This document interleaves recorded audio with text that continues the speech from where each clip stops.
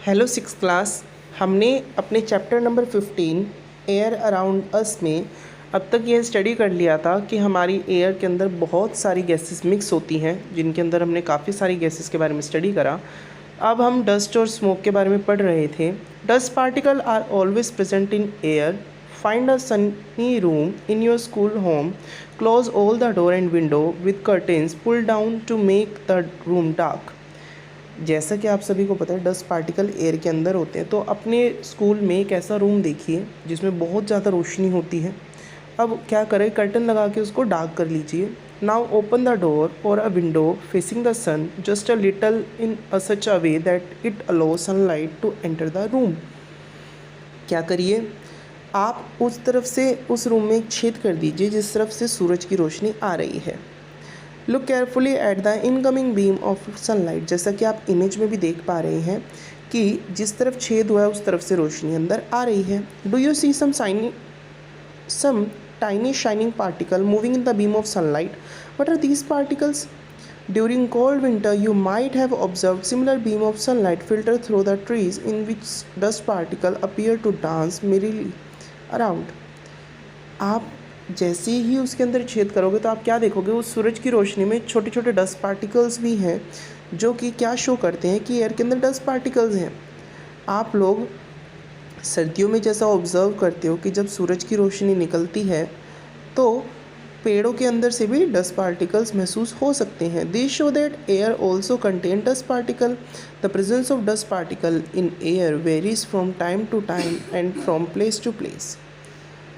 ये जो है डस्ट पार्टिकल समय के साथ साथ या एक जगह से दूसरी जगह पर अपनी अमाउंट को बढ़ाते घटाते रहते हैं।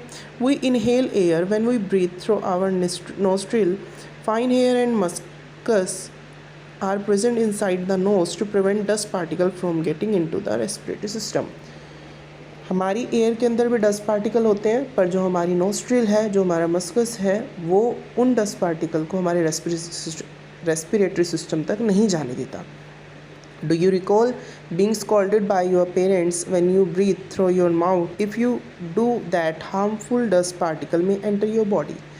मान लीजिए आप लोगों ने कई बार अपने पेरेंट्स को चिल्लाते हुए भी सुना होगा कि मुंह से सांस नहीं लेना चाहिए। क्यों? क्योंकि जब आप मुंह से सांस लेते हैं तो जो डस्ट पार्टिकल्स हैं वो आपके मुंह के थ्रू आपके अंदर एंटर हो जाते हैं। We may conclude that air contains some gases, water vapor and dust particle. These gases in air are mainly nitrogen, oxygen, small amount of carbon dioxide and many other gases.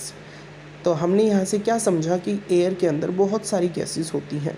However, there may be some variations in the composition of air from place to place.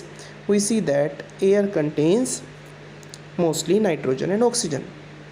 तो ये जो amount है ये place to place convert होता जाता है, और हमने यहाँ से क्या समझा कि मोस्टली एयर के अंदर नाइट्रोजन और ऑक्सीजन होता है, जैसा आप डायग्राम देख भी पा रहे हैं। In fact these two gases together make up 99% of air. The remaining 1% is constituted by carbon dioxide and few other gases, water vapour and dust particles.